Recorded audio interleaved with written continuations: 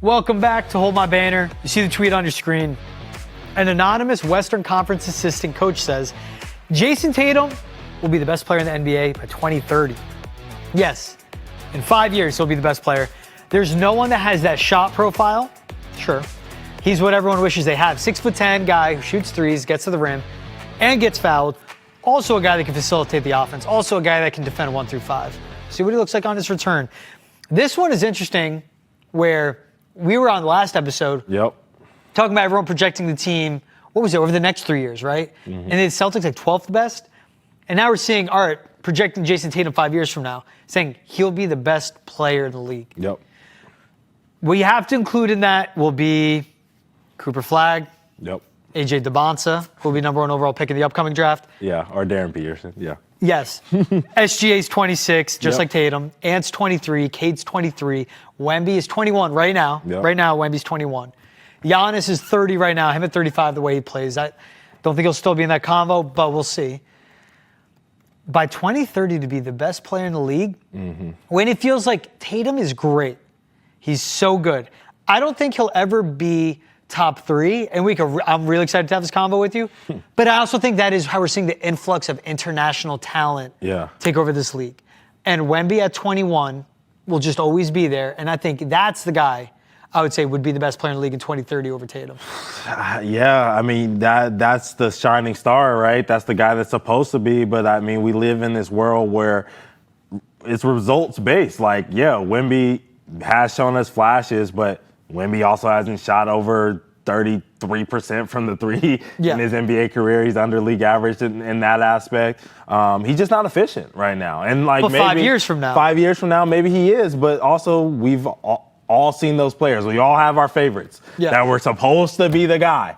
And oh my God, this lightning in a bottle, and they just never got there. You know what I'm saying? If this was 2020, you'd be like, by 2025, Embiid will be the best player in the world. Right. And he can't stay on the floor. Right. And we've been waiting for Luka to win MVP for 6 years. You know what I'm saying? Like, it feels like that. So it's one of those things where, Wemby has the path to be there, right? He has a team that's building around him. He has the coaching staff and the camaraderie in that front office to get things done for him. And he's got the talent, and he's got the height, and he's got the athleticism. He's got it all, right? Yep. But can you go out there and actually put it together? I'm looking at guys that I've actually seen go win playoff games, not maybe series, but win playoff games. And I'm looking at an Anthony Edwards, of course, right? I'm looking at a Luka Doncic, of course. I'm looking at the 2 young guys who we seem to always forget about when we talked about the young budding guys in this league. Can Paolo Banchero be the best player in the league by then? Can Cade Cunningham be the best player in the league in 5 years?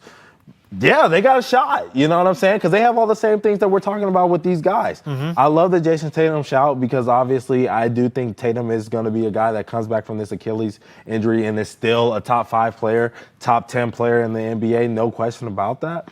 But you can't forget about these young dudes who are young and hungry as well. I think what he did as being a distributor, and again, a guy that the offense ran through him this year with the 6 assists a game, to go along with his scoring, if he gets back to being that 38% three-point shooter. And I think once he gets back from his Achilles, he'll be around the perimeter a lot more. I think that's how his game will go. Still attacking the rim, but more hang out from deep. If he becomes like a 41% from 3 type of shooter, gets his normal field goal percentage right around 49, 50%. The efficiency we've seen in like Kevin Durant's game, as his career has gone on, his shooting percentage overall has always increased. I think it could go that way. He can still defend, and he'll be 31 in 2030. But my eyes went to Ant Edwards, who would be 28. Cade Cunningham would be 28 as well, but I think Ant and Tatum will definitely be better than him by then. There's also the guys, too, like an SGA, same age as Tatum. Better shot, a distributor, too. Tatum's a better defender. So it's interesting. I think his efficiency definitely needs to increase. And that is definitely in his late shot making as well. Where how many times we've seen, you're watching a game, he has a ball, and a team will live with him doing the dribble, sidestep 3, and a bricks off. He has to develop that more, and I think he will, especially coming off this injury. What to do late in the shot clock, late in the game, from 3. I want to talk about the Wemby situation just a little bit more, too, because when you're looking at a Wemby in this conversation, right, and we'll get back to Tatum, he's shooting 47% from the field right now. I don't like 7-footers that are, that can't score. Like, you are literally 7-5, Wemby. You got 2K breaking the game with your 7-4 builds out there, and people are complaining every single day because they're unguardable. That's the thing, though. I need you to be unguardable because what do we love about Nikola Jokic so much?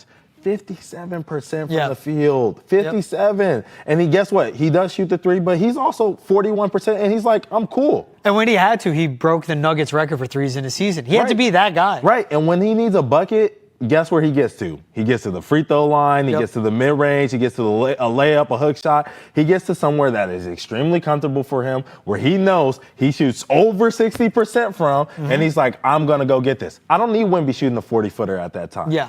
Hopefully over the next 5 years, he builds his body up so that he's comfortable getting down there. He says, hey, throw me the ball on the block. I'm going to throw up this hook shot. It's not sexy, but guess what? It wins. It wins. Exactly. And then I can say Wemby's there. But he has to continue to prepare. Maybe meeting with all these legends, he will figure all those things out. It's the same thing that you're asking of Jayson Tatum, and now I want to go back to him. Can he be really the best player in the league in 2030?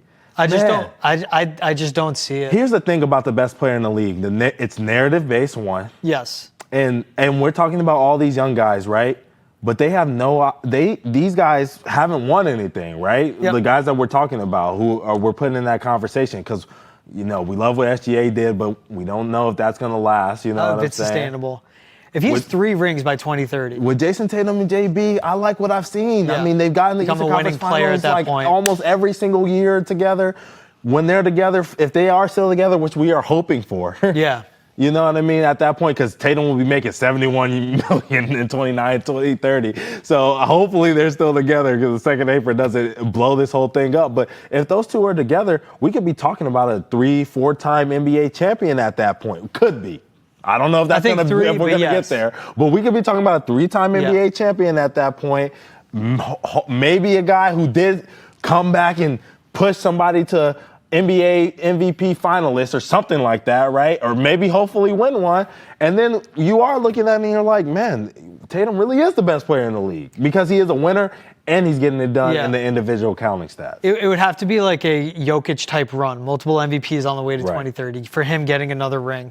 Because you're right, being the best player in the world is narrative-based. I do think the undisputed right now, though, is Jokic. Yes. But then, yes, when it gets to 2, 3, 4, then that's when it starts to become narrative-based. Yes. Because you saw it go from Tatum being 4, sometimes 3 in the convo, to now it's, Luka's 2, Giannis 3, SGA leapfrogged Tatum, instantly 4th best player, maybe 3rd. And then you have Tatum at 5. People are like, oh, what about Embiid? Or what about this guy too? Right. I think Tatum, before this injury, was top 5. After the injury, we'll see. Yes. I don't think he'll ever be number 1. Give him at least a 4. I need top 4. Top 4. Okay. I don't think he'll ever be like number one. Right. And I think the narrative does play a part into that. Right. But it's also, again, of how skilled and how all around. Nikola Jokic, he controls the game. Mm-hmm. That's what stands out to me. And that's part 2 of where Tatum has to. He can take over on defense. He can take over late shot making.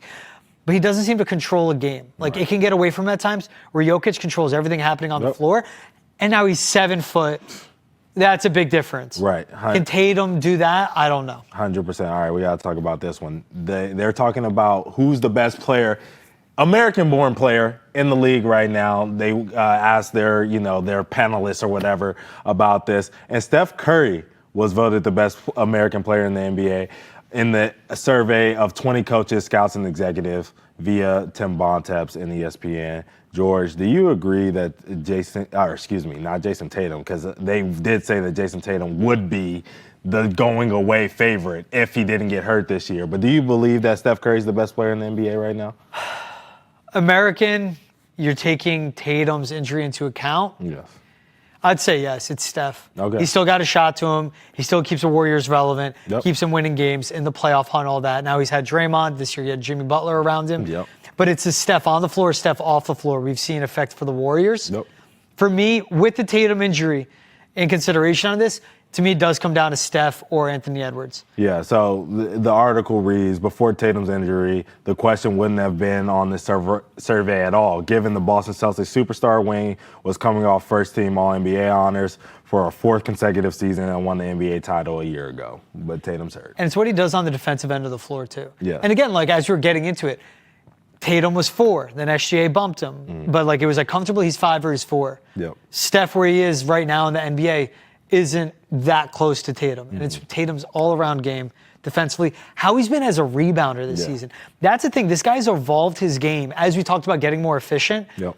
But what he had to be as a big and allowing him to play a small 5 role the last 2 years, how good he's been on the boards, how good he's been defensively, and a guy that has taken over and been the point guard for this team. He's the main ball handler, the main one that runs the offense. Yeah. Tatum, take the injury out of consideration. He'd definitely be the best American player right now. Then I would go Steph. Then I would go Ant as my top. I think I got to go give the nod to Ant. Right now, with the injury. With the injury, I have to give the nod to Ant as the best American player right now. Just because, I mean, you talk about the laundry list. I remember going through it. I mean, this dude is the boogeyman. He's whatever you want to call him, he's that. Because he went and slayed KD. He went and slayed Steph. He went and slayed Bron. I mean, these are the 3 pillars of American basketball. The guys we talked about during the Olympic run, these were the guys, the GOATs, the ones who were going to lead us to the promised land, and did.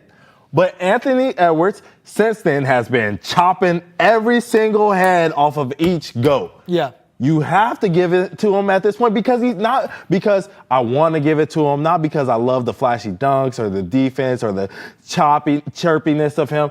He's taking it, George. He's taking it with a mask on. He's coming in and taking it from the house. And that's why in 2030, he could be the best player in the world, too. Right. Because he wants to put in that work and take it all, too. Right. That's a big part with Dan Edwards. He wants to be that guy. He wants a spotlight on him. He's got to go win one, though. He does. That's the thing, too, with you can be the best player in the world. Where are the rings? Right. Jokic has his. Giannis has his. Luka doesn't have his yet, so it feels. Now SGA has his. Now Tatum has his. That's a part with the NBA of the top guys that we see. They all got their rings, except for Luka. And maybe he gets his this year. Yeah. Never know. He's slimmed down. Skinny Luka. Maybe he takes that leap forward. If he can put together and his body doesn't fall apart in the postseason like it does every year because he's in better shape, then that could be another Luka we're going to see. Yeah, I mean, he's in there like Debo, Anthony Edwards. He's like, what bike punk, you know? Yeah. That's how he's pulling up. I got to give him his respect. All right, now let's talk about the last one. The NBA executives, coaches, GMs, whatever that were involved in the survey were asked about the worst and the best moves of the offseason. And some of them said that the Drew Holiday move for the Portland Trailblazers was the worst move of the offseason. That was their take, not mine.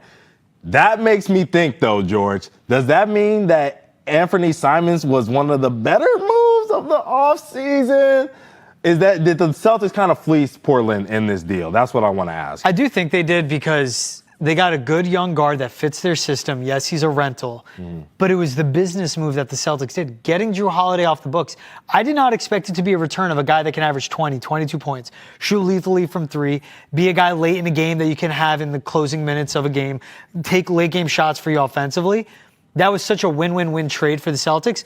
And for the Blazers, again, it was like timeline, what are you looking at? But they want Drew in there to be the culture guy, to teach that team what it takes to be winning basketball and championship basketball. Yes. But it's a matter of Drew Holiday, if he's on board and wants to buy into that role. I think he still wants to be in a winning situation. Yeah. He wants to be on a contending team. I think he still can demand that because he still has that caliber of play left in him. Yeah. I wouldn't give this worst move of the offseason, though, because to me it's Bradley Beal. The albatross as a contract, I think that is definitely the worst one. Okay, but the Clippers got it at a cheap deal. You know what I'm saying? So I know. You can't call that a bad. I want to see what his role is going to be. I love Bradley Beal at $5 million. You know I want to see saying? what his role is going to be if he's going to buy in. But at $5 million, I'm willing to take that risk on a former NBA All-Star. I agree. Yeah. He has to buy in. He's former, but he's such a shell of what he once was. I mean, you're probably Let's see right. now with the Kawhi and the Jimmy Harden how he looks. 100%. But the Drew Holiday, Anthony Simons deal, look, the way I look at this is I don't necessarily agree. Now, you know I love Anthony Simons. I love what he's doing. But I have to look at this through the lens of what the Boston Celtics and how they view Anthony Simons. And they've been calling people,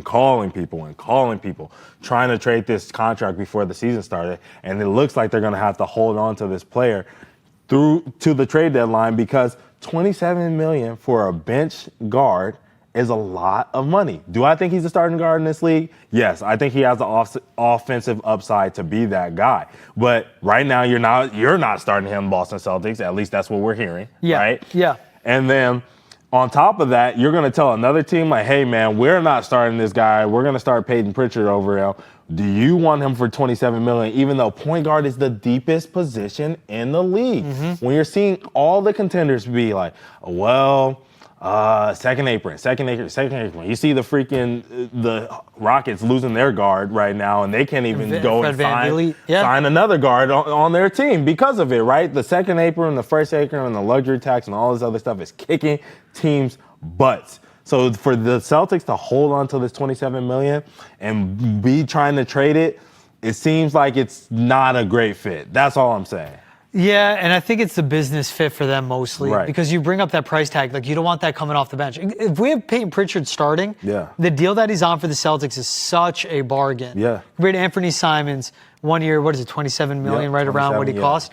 Because what would make sense would be like a Josh Giddey-esque contract. But yearly, that would be a pay cut for Anthony Simons. Right. But what have you done? What have you won to be in that point? Yeah. That's where I did like the return, though, because I think that's a move before a move type deal.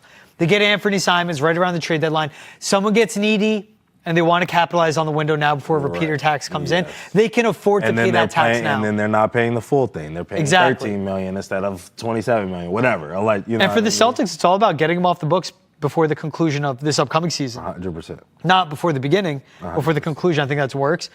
I would say, though, to me, because I brought up Beal as the one that was like an addition. I think worst move of the offseason was the Bucks keeping Kuzma as like a top 3 guy for them around Giannis. We'll get into the preview with the Bucks later. Yeah. They need to do everything in their power to keep Giannis in Milwaukee, and how they've assembled this team to make sense. Getting Kuzma at the deadline last year didn't make sense. That was more of getting rid of Chris Middleton. Right. Of course, as we get into business and aprons. Right. The Bucks don't have a plan.